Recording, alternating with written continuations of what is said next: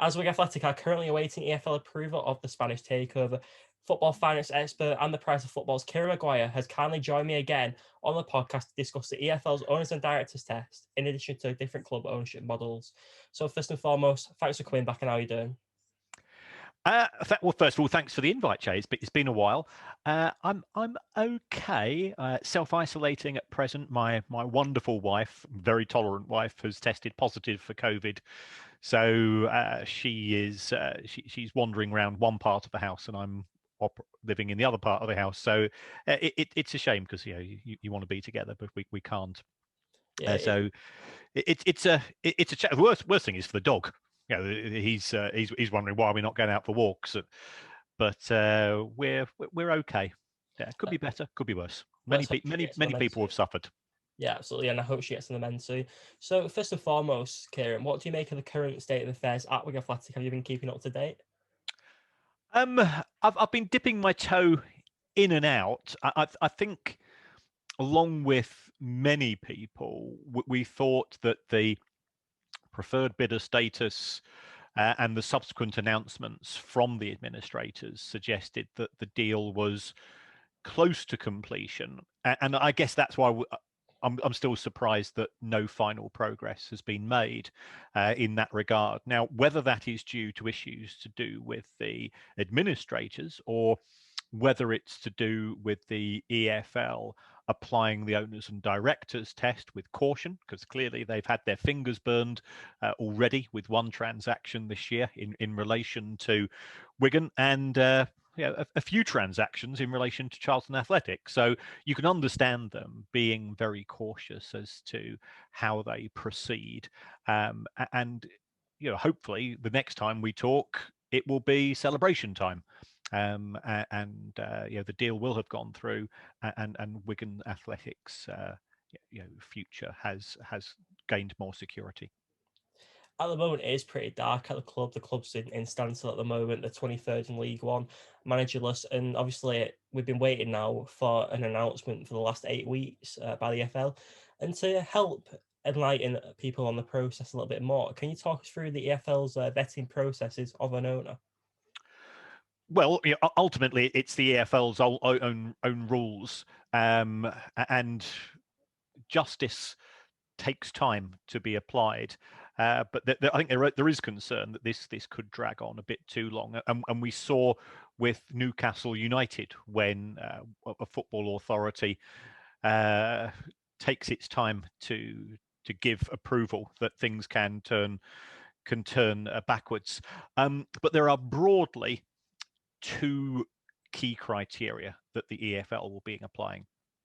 The first of all is an objective one. It's a relatively easy test to apply in relation to outstanding criminal charges in terms of the ultimate owner of the football club. So the EFL will run some checks, do the prospective owners of Wigan Athletic have unspent, I think is the official word, criminal convictions. And by unspent, it means that are they either in prison, or if they're out on bail, is there still an outstanding time element in respect to the charges which have been levelled against them. Now, there's no evidence of anything in relation to that in respect of the prospective owners. So I don't think that will be that will be a problem unless, of course, things do come to light in due course.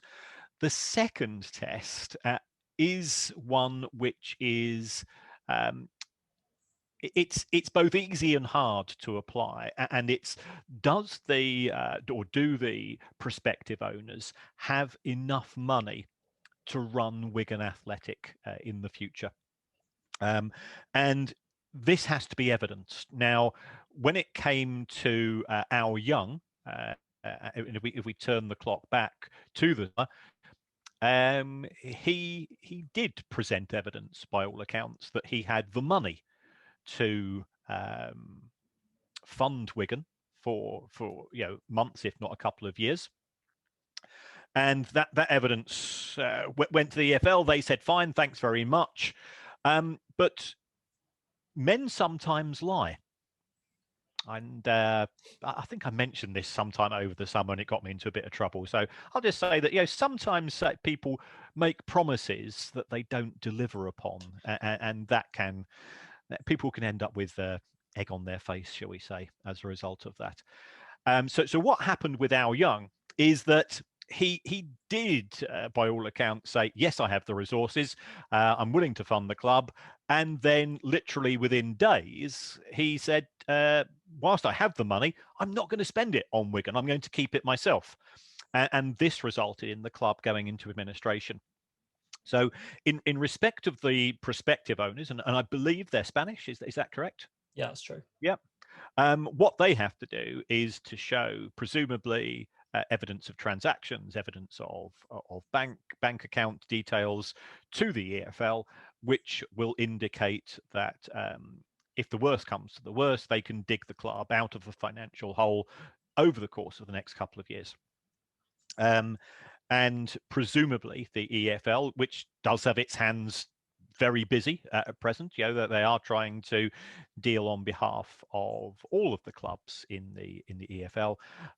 Presumably that evidence has been submitted to them, and they will be reviewing that very carefully. It's easy to forge a bank account. That's one thing. There's no physical evidence. Everything's having to be done remotely. So I think the EFL will therefore be trying to gain perhaps access to not just a photocopy of a bank account which says, hey, I've got 40 million euros in a bank account, but they'll be trying to talk to the banks themselves, and therefore they'd have to get permission to do so from the account holder to evidence that money exists in terms of the expected running costs. Over the next couple of years, the prospective owners will presumably have put together a budget for Wigan in terms of revenues, costs, and if there are losses to be anticipated, how those losses will be funded, either through player sales, and my understanding, again, you have to forgive me here. I can't follow all 92 clubs' intricate details, but you've sold, is it Joe Geldhart? You've sold, I mean, I'm a Brighton fan. You've sold Jensen Weir to us here at Brighton. You've made one or two other sales. So it looks as if the administrators have, to a certain extent, sold the crown jewels of the club in order to provide it with cash to continue to trade. And there clearly are both merits and demerits in doing that. And of course, the demerit is the league position in which the club presently find itself. But the club can either sell players, or the owners will have to cover those losses, and presumably that's the proof that the EFL is taking its time to investigate. Thank you for that great answer. And a question I'd like to ask is, will COVID be a contributing factor to the delays, given that the EFL may need to reassess certain elements of the Owners and Directors test to consider a post-COVID football environment? I think COVID will be an issue in the sense that the prospective losses of Wigan Athletic will have increased as a result of COVID, because matches have not taken place in front of a live audience now for 8 months. It was a step forwards when the government tentatively announced a return to crowds returning to the game, although what tier we're going to be in, and how much money you're going to make from a crowd of 2,000 or 4,000 once you've made the ground COVID compliant. And I was talking to an EFL club in the last 48 hours, and they said making the stadium COVID compliant was going to cost them in the region of £100,000. So you have to take that off the receipts. If you got 4,000 people paying 25 quid to go and see a match, then that's covering the gate receipts from your first match have lost already.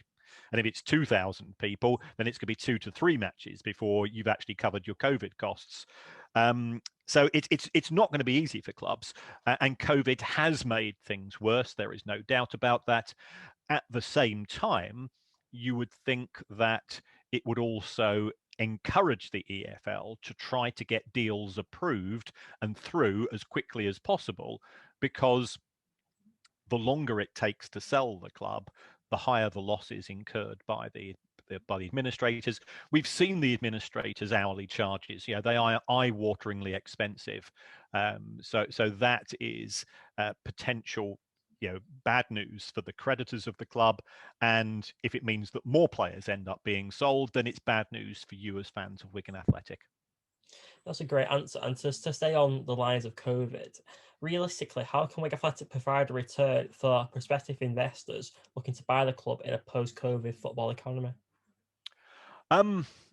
Well, if you're looking for a financial return from a football club, my advice is always brief, and that is the word avoid.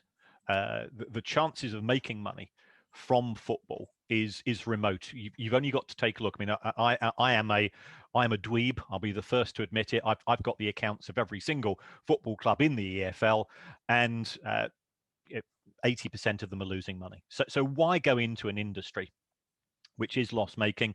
And the only way you're realistically going to make profits is if the club has a brand which you think that you can sell on at a profit. And Wigan's achievements under Dave Whelan's stewardship were superb. In getting the club up to the Premier League, in keeping in the Premier League for so long, in winning the FA Cup, all of that was fantastic. But I think Wigan fans will also be honest enough to say that financially we were probably punching above our weight for a lot of that time. You're not, with due respect, you're not Leeds United, who once they get into the Premier League, they can then effectively weaponize financially a global fan base. Wigan is a fantastic local club of which clearly people such as yourself are keen to be associated with and proud to be associated with. But you're not going to be all of a sudden be able to go and have a pre-season tour of Australia or the USA on the basis of being in the Premier League. So trying to make money from Wigan is not going to be easy. If the prospective owners are the people we always believe them to be, they do have experience of turnarounds in the lower leagues in Spain.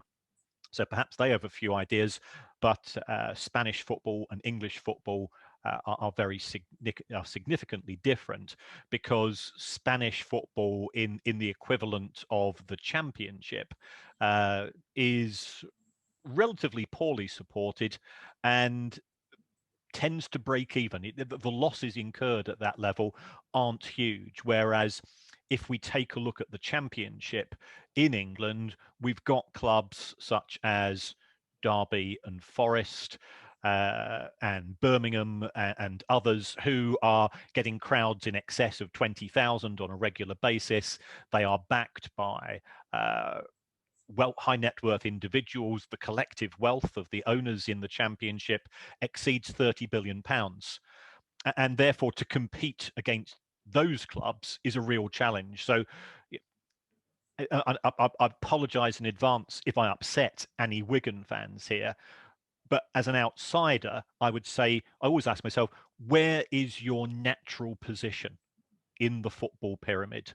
And I would say that Wigan's is probably bottom half of the Championship, top six of League One. Now, I'm not being critical of the club here. It's simply, if you take a look at the club in terms of its history, in terms of its fan base, its core fan base, I think that would be my particular assessment. So therefore, if you're in that bottom half of the Championship, your peer group of the likes of Millwall and Rotherham and Barnsley and clubs of that nature, it's a tough gig to compete against that lot. And then, of course, you've got the other clubs coming down from the Premier League with the benefit of parachute payments, and some fairly big hitters in the Championship who are funded by very rich individuals such as Stoke City, Bristol City, Middlesbrough with Steve Gibson, Derby with Mel Morris, and so on. I think that's a fair answer, a fair comment to make as well about where Wigan belong naturally in the Football League pyramid. And in English football, this is more of a general question now. A lot of clubs use the approach where some may call it Moneyball, where they develop and sell players to cover their ongoing costs. Do you feel like this model could still be effective in a post-COVID football economy? I think it's absolutely critical in a post post-COVID environment. And the reason for that is that the clubs are going to be continuing to make losses in a COVID environment, and we will have had this period of realistically a full 12 months without proper match day income. We're all keeping our fingers crossed that the vaccine will prove to be a success in terms of approval by the regulating authorities, and secondly, that the manufacturers of the vaccine will be able to produce it in sufficient quantities to allow a return to normal working life and normal fan life as soon as possible. But is that going to happen before March 2021? I would be very surprised. And we have seen, we've now got 3 potential successful vaccines that will be available, but those have to be prioritized to people in greater need than us as football fans. And nobody's denying that. People in care homes, the elderly, frontline workers, nobody's going to dispute those people being given the vaccine first. So by the time it gets round to the general population, and I think we probably include yourself and I in that, we could be talking another 6 to 9 months, in which case football will have lost 12 months worth of revenue from match day. And if you take a look at match day revenues in the Premier League, it's just shy of £700 million a year. In the Championship, it's 150, and then we've got another 100 million in leagues 1 and 2. So the thick end of £1 billion has been lost in terms of ticket sales. That's lost forever. So football is going to have to try to recoup that money from being smarter. And one of the ways of doing that is, we were talking earlier about player trading as being a means of generating income for clubs. Those clubs that embrace data, that embrace analytics, as opposed to, and this is not a criticism of the traditional scouting networks, of a bloke going to watch a match for 70 minutes and then trying to get away before the crowds dissipate because he's got a 150-mile round journey home, and then writing up what he saw. What do you see, and what has been happening from an analytics perspective can be significantly different. If we take a look at Brentford in the Championship, and I think that Brentford in many respects are a club who, again, from a natural perspective, I would say that they are pretty identical to Wigan in the sense that they've got a loyal and committed fan base, which isn't huge. They've just moved to a new stadium, of course. They've spent the majority of their history in lower leagues, but they have embraced Moneyball, the use of data, the use of analytics to use a player trading model where they identify players who have not been successful elsewhere. They gamble what would be considered to be considerable sums. You think about the price paid for Ollie Watkins, Neil Maupay, players of that nature, and then they sell them on at huge profits, and that funds the day-to-day losses.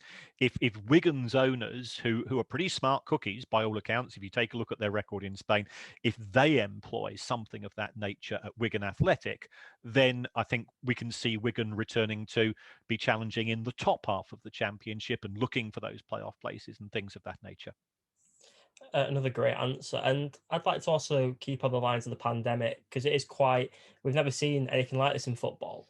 And what would you expect to see from an owner in the current pandemic? Well, cash, ideally. From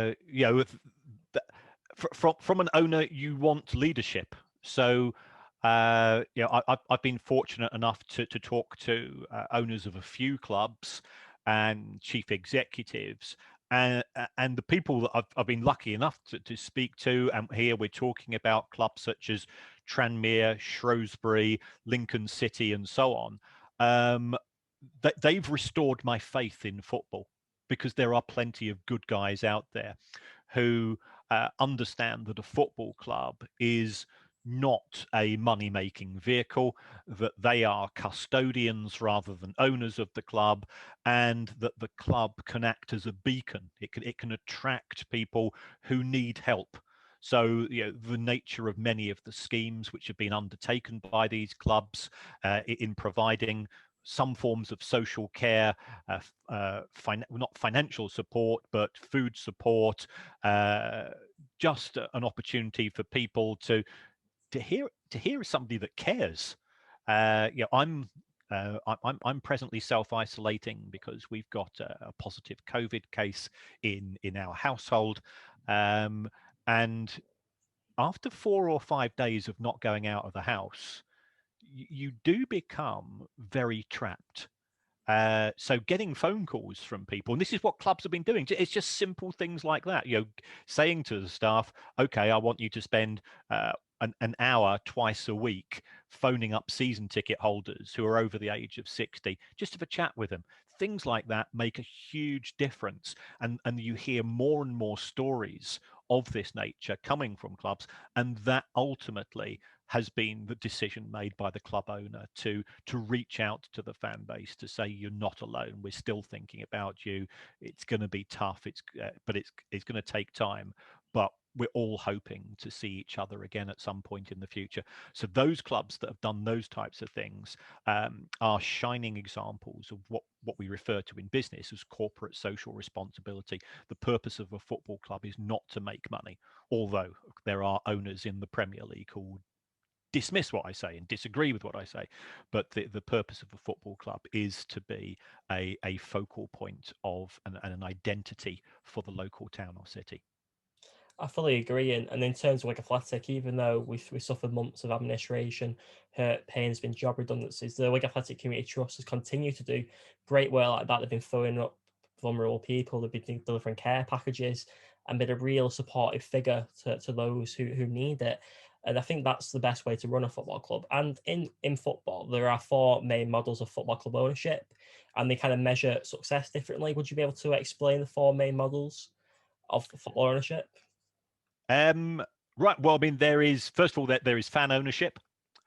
We've seen that with the likes of Wycombe Wanderers, Portsmouth.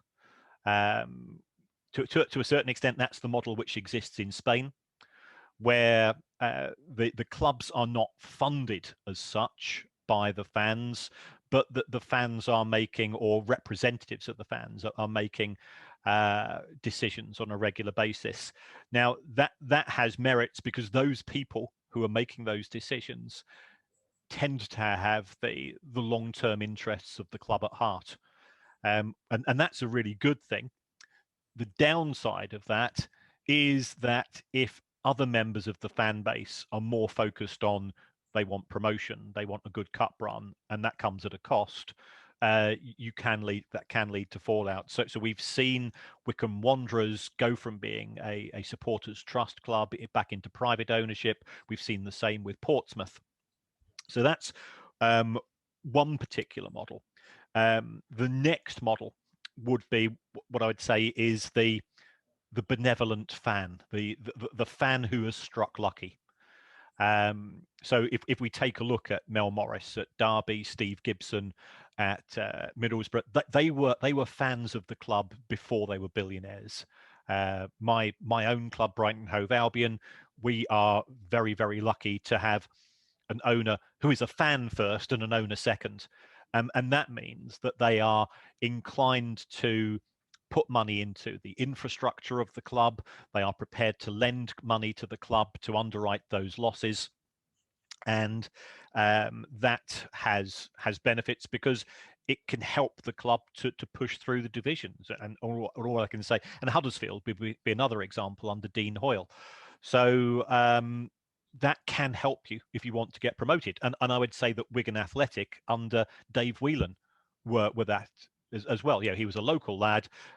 He had an affection for the club. He happened to be also very successful in business, and therefore he helped the club to progress through the divisions. So that's a couple. Then I would say we have what I refer to as the flippers. And a flipper is somebody that buys a football club with the intention of getting out pretty quick and making a profit. So if you take a look at the likes of Cellino at Leeds, he was never going to be there for the long haul. So he came in, didn't stay around too long, and moved on at a profit. Ken Bates, when he was at Leeds, again, Ken Bates it was never his intention to stay there forever. But he's a shrewd businessman. He'd been very successful at Chelsea. Clearly, he'd also had some involvement at Wigan. Is that correct? I think it's a little bit before my time, so I'm not too sure, Right. to be honest. I've only known the Whelan era, being under Right. 21. So the aim of a flipper is to find a club which they think is undervalued with a view to selling it. And perhaps that was the case at Charlton earlier this year, that the owners got out after a few months. It could be argued that that was the intention of Steve Dale at Bury, and that was an absolute disaster. So trying to find out the motives of flippers when they initially buy the club, because they will swear blind that they're in it for the long haul, is difficult. You could argue that that Wigan's former owners, before they sold to Al Young, they, IEC, what was their intention? I think they were trying to make a bit of money from the club, hopefully get it back either into the playoffs or close to the playoffs, sell it on a profit. And they did that. If the figures are to be believed, they seem to make a wee bit of profit from their tenure at Wigan. And then we have what I'd refer to as the trophy asset. Here we're talking about somebody who doesn't actually have any historical connection with the club, but happens to be a very rich individual, and they want something to show off to their friends. So the advantage of a football club is that if you go to Monaco, and I've not been to Monaco, by the way, but if you go to Monaco, there are lots of people there who have got apartments, who have got yachts, who have got helicopters, who have also got a home in the Bahamas. So those people are mixing with people of a similar nature. If you also own a Premier League football club, that sets you apart, because there's only 20 Premier League football clubs. So, as far as Roman Abramovich is concerned, it gives him a certain elevated kudos and status that he wouldn't have elsewhere. If we were to go on an episode of Pointless and to say name a Russian oligarch, well, Roman Abramovich isn't going to get you zero. He's not going to be successful in Pointless, is it? Because I suspect he would be the Russian oligarch that most people in this country, certainly most football fans, would be able to name. So it gives you status within your peer group. It gives you a sense of recognition, which you can't get. You can have the most successful, according to records, Roman Abramovich made his money from selling rubber ducks for baths. Now, I take that with a pinch of salt. But if you were to say who's the most successful rubber duck manufacturer in the world, people will be struggling. If you say, well, could you name me a successful Russian oligarch who owns a football club, they'd all be able to name Roman Abramovich. So that's another type of model. And perhaps there's a final one, which is to view a football club purely as an investment. And that's what we've seen with the likes of the Glazer family at Manchester United. They bought the club for around about £700 million. It wasn't their £700 million. They borrowed it. Manchester United today, they would be able to sell for over 3 billion, in my opinion. So they could make a very tidy profit in respect of that particular deal. Stan Kroenke at Arsenal, FSG at Liverpool. They bought Liverpool for £300 million. 10 years ago, they could easily sell for 7 or 8 times the amount of their investment. So we do see sort of classic investors. I think that is mainly the mentality of the American owners, because they come from a franchise-based sport, which is expensive to buy into, but the aim is to focus on bottom line as much as, if not more than, success on the field. And of course, Manchester United's Ed Woodward famously, and I suspect he still regrets saying this, he said, "We do not need to win the football matches to be a success." Now, if I'm a football fan, that's not what I'm wanting to hear from my chief executive. Absolutely. And what a great explanation of the club models. It was really insightful. And I'm glad you mentioned Dave Whelan too. It's his 84th birthday today. So Oh, happy happy birthday to birthday, Dave Dave. Whelan. And Yes. just to expand more on one of the ownership models, and you mentioned flippers, I'd like to ask what warning signs in the financial handling of a club will signal that a possible new owner didn't have good intentions? Would you be able to spot that coming? You'd look at their business history, their business records. So, uh, if we take Steve Dale at Bury, Steve Dale had been the director of, I think, around about 27 companies, of which 26 had ended up in liquidation or administration previously. Well, yeah, that's somebody that's a bottom feeder who looks to buy businesses, sell them at a profit, or just run them into the ground and make money from the sale of individual assets. If you take a look at Ken Anderson at Bolton Wanderers, Ken acquired he acquired Bolton when Eddie Davis, who was the previous owner, he was in ill health. You look at Ken Anderson's business history, and he'd been banned from being a director of any company in the UK for a period of 8 years. He had run agencies and things of this nature. Uh,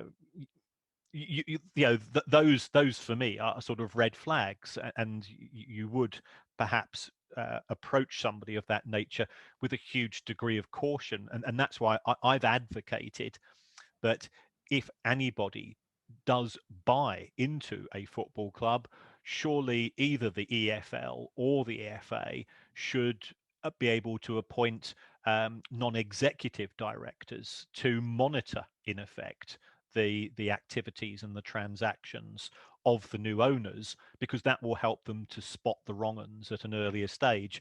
The problem is the FA has washed its hands of the professional game in the UK, and the FA, as we saw from Greg Clark's absolutely appalling performance at the DCMS hearing. Well, I don't think it was DCMS hearing, but it certainly was in front of Parliament.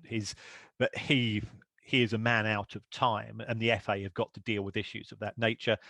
The EFL, in terms of governance, there was, following the demise of Bury, the EFL did commission a QC to look at governance in the EFL, and the key recommendation was that the EFL itself should have independent directors, and the EFL said thanks but no thanks. That might involve a bit of scrutiny. So, trying to work out who is going to monitor these new owners, because the clubs themselves, they don't want it, and the club owners themselves at present, some of them are in favor of better governance, but others are thinking, well, actually, I want to sell this club, and I want anything which is going to make it more difficult for me to sell the club. And clearly, having a tighter governance regime, and as soon as people hear words such as governance, I know what they're doing. In their heads, they're going, I'm just dozing off. But it is critical if we want to avoid any more Berries. Macclesfield Town has been swept under the carpet, but that club was destroyed partially by Al Qadi, the owner. I've just seen the official receivers report into what happened at Macclesfield Town, but also the EFL knew that he was not good for football, and they sort of gently nudged the club out of existence through death of 1,000 charges. There's an awful lot of clubs that have not paid wages in the EFL. So why is it only that Macclesfield Town were regularly up on charges in that regard? So I can understand why they wanted to get rid of Macclesfield Town from their regime, because it wouldn't reflect well. But it's very sad what has happened, although we've seen already Robbie Savage's involvement, and the club does appear to be a classic Phoenix club, which is hopeful for the future of the place. But many creditors have been stiffed in the process. You mentioned really interesting that for the EFL to make a change, that all the owners of football clubs need to agree to it to obviously come to that conclusion. So do you believe it's sort of a no-win situation for the EFL? Because you can't really win no matter what they do. Yeah, I mean, the EFL ultimately is an administrative body. And it applies the rules that the club owners have voted for. And if the club owners don't vote for tighter rules, then the EFL as an institution cannot implement them. So that there is sort of a paradox, a catch-22 situation that the EFL as an organisation faces, and it means that things can be abused, as we have seen this year in the case of Wigan Athletic. You're going through that yourselves. Charlton Athletic, Macclesfield Town, and no progress has been made in terms of Bury. We've got civil war taking place between various fan factions now, as Steve Dale has played them off against each other. So it's a challenge. The government does not want to get involved in running football, given its ability to run track and trace. I'm quite happy for it not to get involved in running football, because it sees it as a private industry. And actually, to a large extent, I'm fully sympathetic. But somebody needs to be in charge. And we've got a further problem in this country, because at least if you go to Germany, you've got the DFB who are in charge of both sort of the national team and the league structure. You've got the KNVB in the Netherlands and so on. Here we've got three sets of organizations all nibbling at part of the control of football in the form of the Premier League, which is independent from the EFL, which is independent from the Football Association. So who's in charge of football in the UK? I don't know who we can say. Who can you point the finger at? It's a very interesting question, and I like how you mentioned the models in Germany, because that and Holland, because their models seem a lot more well organized. And do you believe that England, if we has a similar sort of governance, it could see an improvement of the likes of the EFL's owners and directors test and other matters like that? Well, I mean, I'm not even sure if there is an owners and directors test in Germany, because they've got this thing called the 50+1 rule, which says that no one individual can own more than half of a football club unless they can prove that they've been investing in the club for at least a decade. So it stops the fly-by-nights. It would prevent the likes of Steve Dale acquiring the club. The other thing that we see in Germany, which we don't have here, is fan organization. The German fans don't tolerate some of the stuff that we put up with when the German TV deal was signed and it meant Monday Night Football. The German fans managed to get that overturned because they just used fan power, and they. So we have seen that with pay-per-view in the Premier League. So fair play to all those fans that gave money to food banks, that made it very clear that they weren't going to tolerate £15 a match. But in general, we tend to acquiesce too easily to owners. We've seen issues at Newcastle United, for example, whereby the fans, and you can understand from a Newcastle fan's point of view, they want anybody who's not Mike Ashley, because the Mike Ashley regime. I'm not saying that Newcastle has necessarily gone backwards under Mike Ashley, but the rest of football has gone forwards and Newcastle haven't. Yeah, that'll be the politest thing I can say about the way that he's run the club. The owners' issues in relation to the potential Saudi investment. Newcastle fans, 98% of them are in favour. The Saudi PIF, what's its historic links with Newcastle? They're none. Are they Mike Ashley? No. So therefore, let's have them in. Yeah, definitely. And I think that's an excellent point. And another thing I'd like to ask is, earlier in the interview, you alluded to that the administrator's cost is quite high. Would you maybe think that the FA, the FL, or the government could form a non-for-profit administration team which basically helps run football clubs when they're in financial crises, like we've seen at Wigan, to help save on the high costs from the regular administrators? It could do, but what are these people doing for the rest of their time? You can see they're just sitting around racking up wages and costs. So what would probably happen in practice would be that if the government or the FA did take charge of issues of this nature, they would outsource that work to an existing firm of accountants, and you'd end up with these. The average hourly fee is £400 an hour. And then there's this issue that I think if there's a successful sale of Wigan and the creditors agree that Begbie's get a 1/3 uplift, so that is a lot of money to be leaking out of the game. And it's not for me to say whether they've done a good job or a bad job. They were appointed by the club owners to look after the interests of the club owners and not football as a wider industry. That's a great answer and really respectable. And to almost end the podcast now, we've discussed the club ownership models and the different types. What ownership model do you think will be best suited for Wigan Athletic, knowing their finances, the fan base, and obviously the league status? All I can say as a fan of my own club, the benevolent dictator, having somebody who is a fan of the club first, who understands the position of Wigan Athletic in Wigan as a town, is really beneficial. Has somebody who wants the club to win a match as much as I want my club to win a match on a Saturday afternoon, that's great as well. You've got your ducks already in alignment, and having that person with lots of zeros in their bank account is even better. But it doesn't have to be that way. I've mentioned to you that I've had dealings with the likes of Andy Holt at Accrington. Well, Andy was a Manchester United fan, but he's lived in Accrington, and he said he became an Accrington fan simply because he saw the impact it had on his workforce on a Monday morning when the club had won on a Saturday.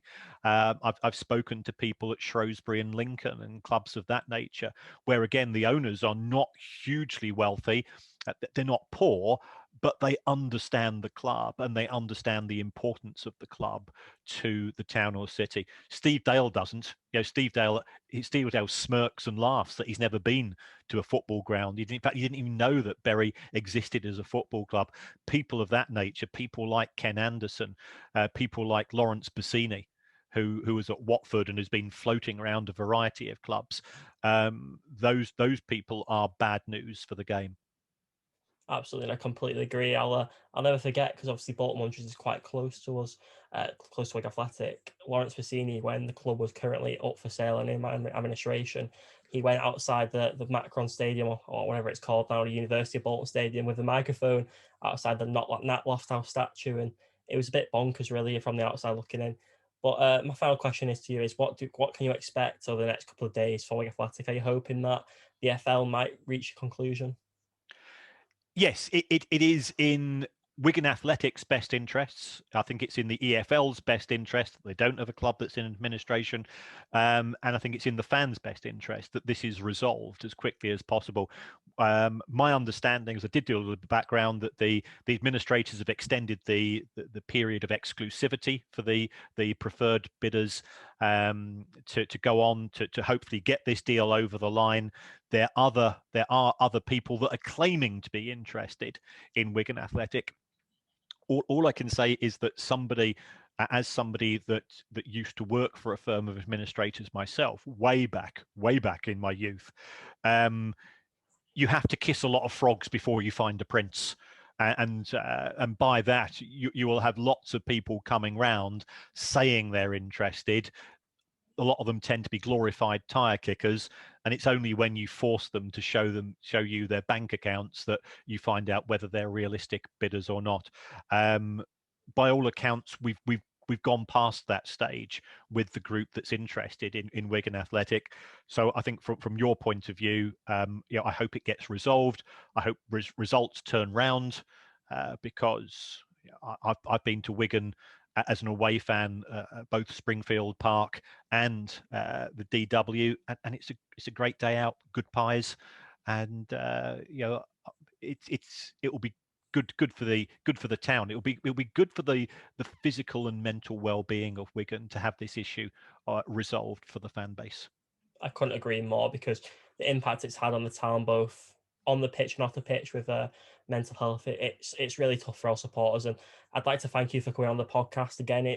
I believe it might be your third or fourth appearance on this podcast, and I'm always grateful for your time. So thanks for coming on. And if you'd like to hear more about Kieran talking about finance, football, if that's your kind of thing, he hosts a brilliant podcast called The Price of Football Podcast, which is available on Spotify, and you can follow Kieran on Twitter as well. I'm sure he'll give himself a plug now. So Kieran, have you got anything you'd like to plug about yourself and what you do? Well, I'm just a teacher who happens to have a big calculator and get bored. So I've sort of been obsessed about football finance. If you've got somebody in your life who's a bit nerdy and you're looking for a slightly different Christmas present, and you want to do something good for other people, I've got this book here called The Price of Football. 100% of the royalties of this are going to the Trussell Trust, which is our leading food bank charity. I'll be honest, I'd rather 100% of the royalties went to me, because I could go and spend that on cocaine and hookers and really enjoy myself. But what I've decided to do is to set that aside. There are people in greater need this year. The Trussell Trust does amazing things. We've seen also the fantastic work undertaken by Marcus Rashford in terms of trying to address the issue of food poverty. That particular problem has been amplified as a result of COVID. So Price of Football book. If you want to listen to the Price of Football podcast, I do that with comedian and writer Kevin Day. Kevin's an absolute genius to work with. We do that twice a week. For me, it's a bit like therapy, because I just sit there and laugh for 50 minutes whilst he takes the piss out of me. It's a really great podcast, and it's a really great initiative as well with your book, because it's such a great gesture. We've seen with Marcus Rashford what he's done for the communities across the country, and I'm sure your book will have the same impact. So thanks again for your time, and it's been a great podcast. If you enjoyed this episode of the Full-Time Whittle Podcast with the Price of Football's Kieran Maguire, please like this video and subscribe to my YouTube channel. Thank you so much for watching.